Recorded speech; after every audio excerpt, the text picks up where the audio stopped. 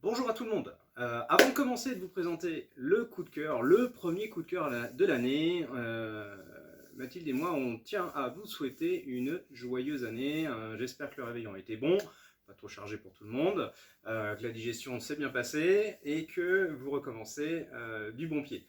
Certes, en ce moment, c'est peut-être un petit peu tendu pour tout le monde, mais bon, justement, puisque on avait envie de faire un premier coup de cœur un peu différent, un peu plus léger. Et ben c'est ce qu'on a fait. Première nouveauté de l'année, premier nouvel album, premier coup de cœur.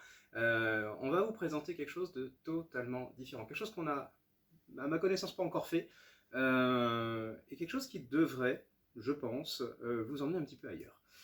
Alors, qu'est-ce que c'est Cet album, c'est l'Or Olympus. Alors, l'Or Olympus, pour la petite histoire, c'est ce qu'on appelle un webtoon, webcomics.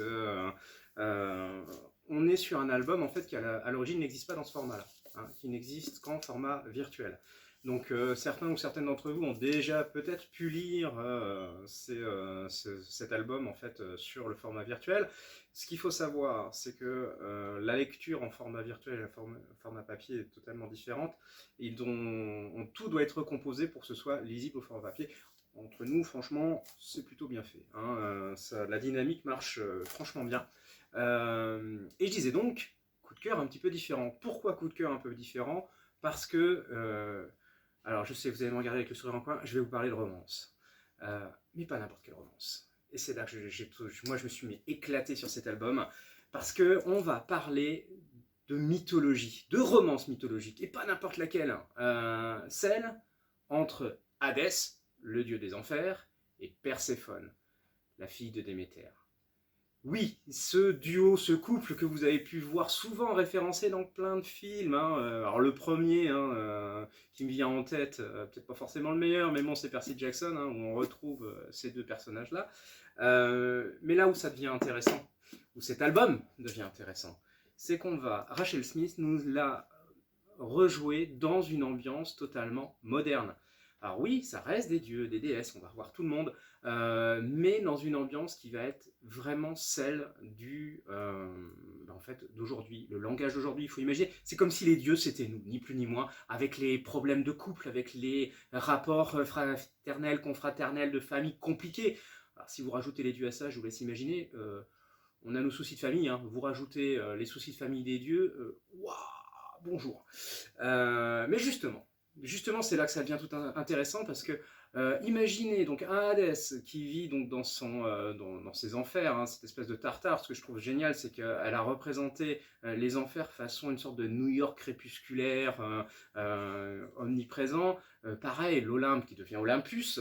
C'est au contraire, c'est une cité très lumineuse, très brillante.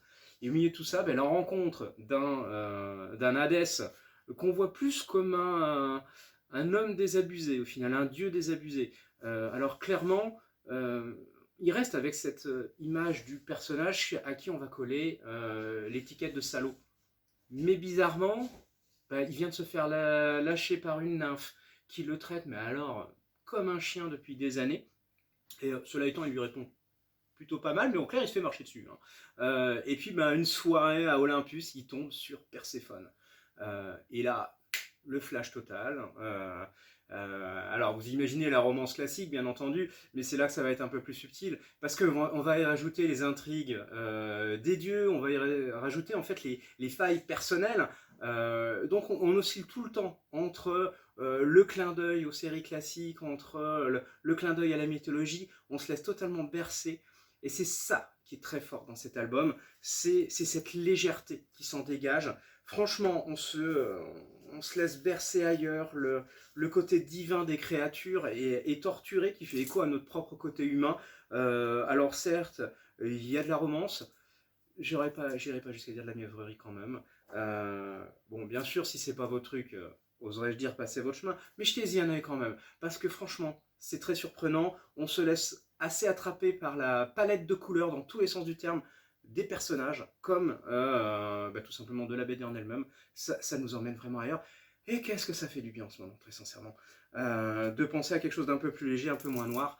Et ça, c'est typiquement ce que j'avais envie de faire découvrir et que Mathilde aussi avec moi avait envie de vous faire découvrir parce que ça nous change tout simplement.